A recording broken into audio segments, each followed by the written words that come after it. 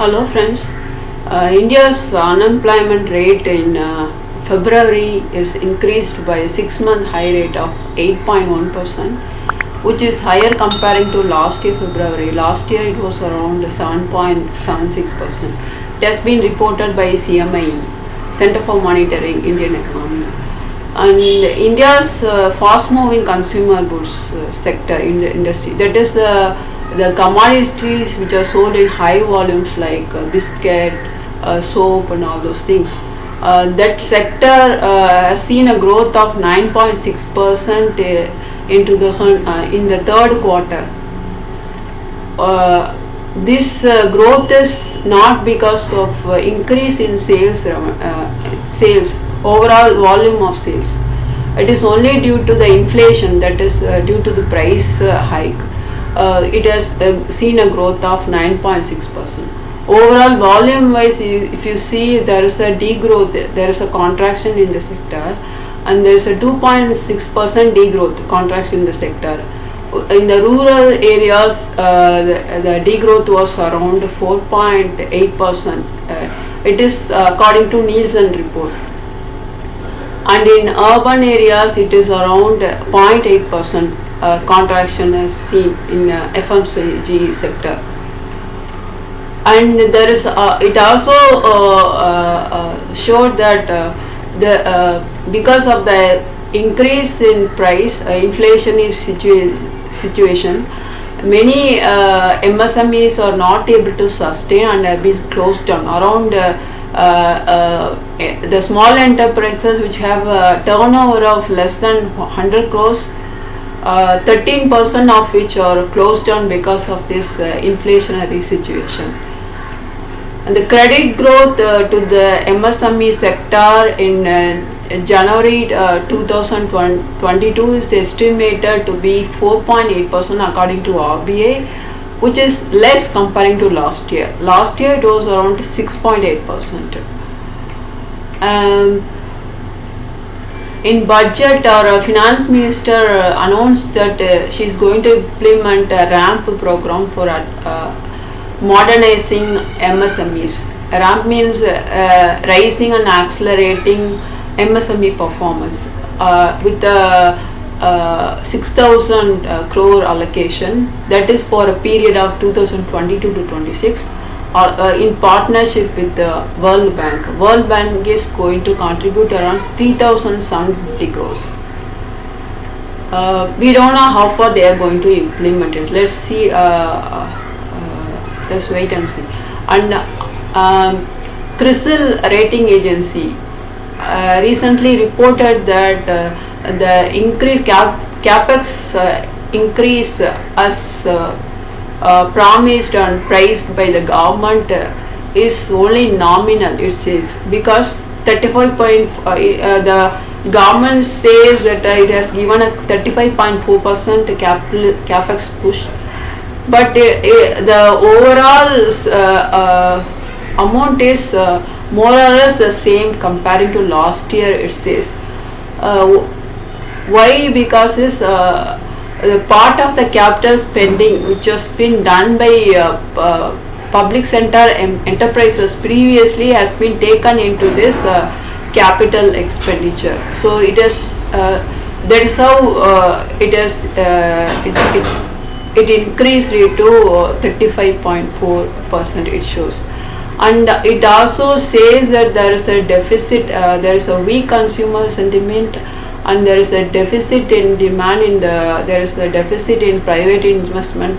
So government has to step in and increase its investment for Manreka scheme and other investment scheme. It also suggested.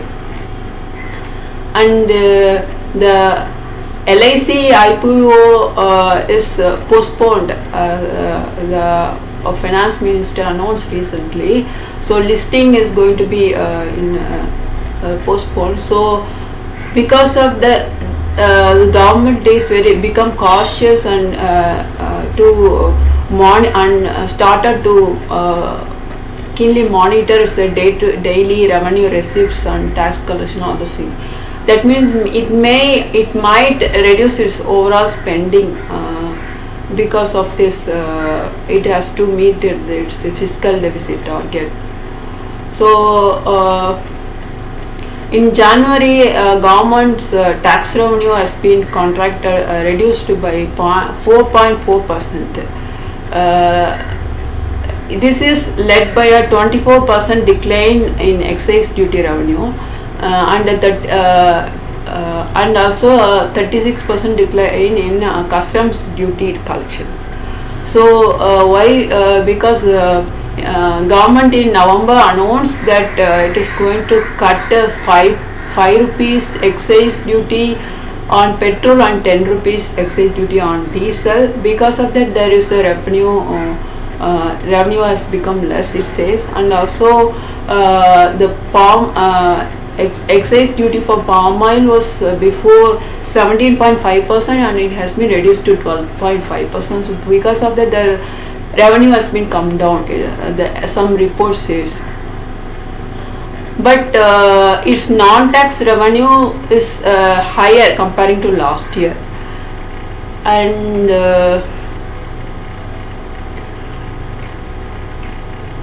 overall, if we see in January what is the state of central government's total revenue and spending, if we see that government's total revenue is as per the budget revised budget estimates, it is around 85.9%, which is higher comparing to last year. Last year it was 80.1%. And the capital expenditure is low comparing to last year. Last year it was around 82.6%, and it has come down to 73.4% this year, which is disturbing. And the total expenditure is last year it was 73%. This year it was more or less the same, 74.5%.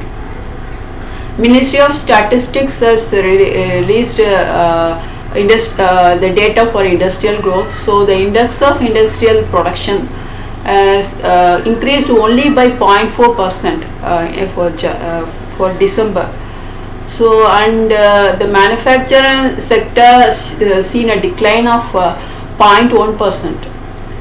So that is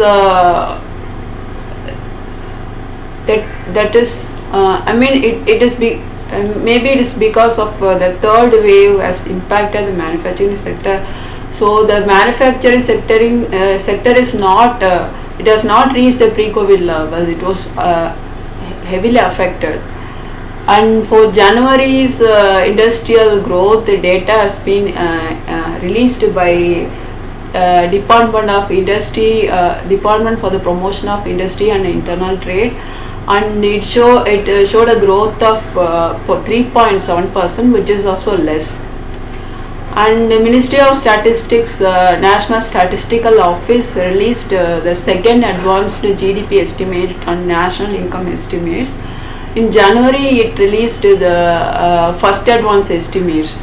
In first advance estimates, it estimated the GDP growth to be around 9.2%. Now it has reduced it to 8.9%.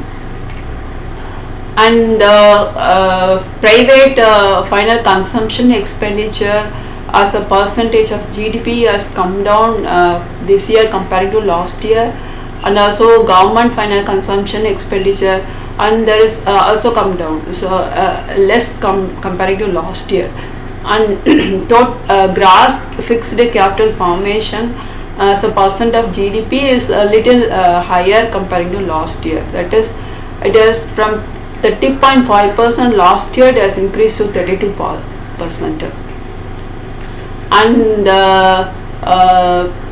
manufacturing sector, which seen a contraction of 0.6% in 2020-21, is estimated to grow around 10.5%. And for third quarter, that is from October, November, December 2021-22, the GDP estimates has been released also. So it is estimated to grow by 5.4%, which is also less. and government final consumption expenditure has come down from 9.5% to 9.3% this year, and government total fixed gross fixed capital formation has come down from 31.1% to 30.1%, and the manufacturing sector seen a growth of just 0.2%, which is a worrying data. And one more important thing is the budget, the overall estimates of the budget is based on its calculation that the crude oil price will remain around $75. So, but it has increased more than $100 to 118. It goes further. So that entire budget estimate has to be revised accordingly. So it is not going to spend as it promised. That is what we can say. And there is another report that the foreign investment in real estate sector tripled in 2017 to 21 comparing to previously, like 2012-2016 period. So because of this inflationary situation and the outflow of foreign investment, there is a pressure on the rupee. So the rupee value dipped and it slumped to nearly 3 months low. It has fallen more than 76% against the dollar, and the forex reserves also seen a decline of around 1.425 billion dollar. The all energy prices has been increasing. You see the commercial cylinder price has been increased to more than 2000. And one more important thing is that India imports a lot of arms from Russia, and it made an arm deal with Russia in 2018 for which is worth around 500 crore rupees. 500 crore dollars, and in this year India-Russia transactions total overall worth is around 940 crore dollars, and last year it was around 810 crore dollars. Why we had to?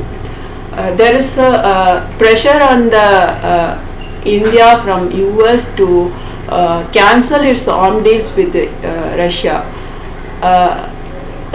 America has the habit of imposing sanction on countries which is having which trades with its adversaries. It has an act, separate act for that. Like it is called CATSA. What is that? Countering America's adversaries through Sanctions Act. So that means it will impose sanctions on countries which trade with Russia, 3 countries especially, Russia, Iran and North Korea. So these countries are being seen as adversary by the USA. So any country which has a lot of larger transaction with these 3 countries, sanction will be imposed on that country. So it is pressurizing India to cancel its deals with Russia. So see, it is our sovereign right to, any country has the sovereign right to decide what it has to purchase and where it has to purchase. Why a foreign country has to impose its notions or intervene in this matter? We cannot impose America. We cannot intervene America's foreign external matter. Why America impose and poke its nose into all these things? Is it called democracy? Because America says it respects, it gives, it value democracy, but this is how it sees democracy. So there is a pressure on India to cancel its trade agreements from Russia. Otherwise, Biden will gift with a sanction. And Federal Reserve Chairman Jerome Powell announced that in March 15 and 16 he is going to increase bank interest rate by 0.25%. Overall in this year he says is going to increase it to 2.5%. Let's see, we don't know how it's going to be. And there's another report from Knight Rank Institute that India ranks the third in globally in the overall billionaire population. That it says that billionaire, it says like ultra high net worth individuals. So those persons who's having net assets worth of $30 million or which is around 226 crore rupees are termed as ultra high net worth individuals. And India overall globally this year the number of billionaires has increased by 9.3%. But India seen a growth of more than the average. It has seen a growth number of billionaires in India grown by 11.3%. So there is more than 1,000 billionaires are there in India. So this is the biggest achievement for BJP government or Narendra Modi ji.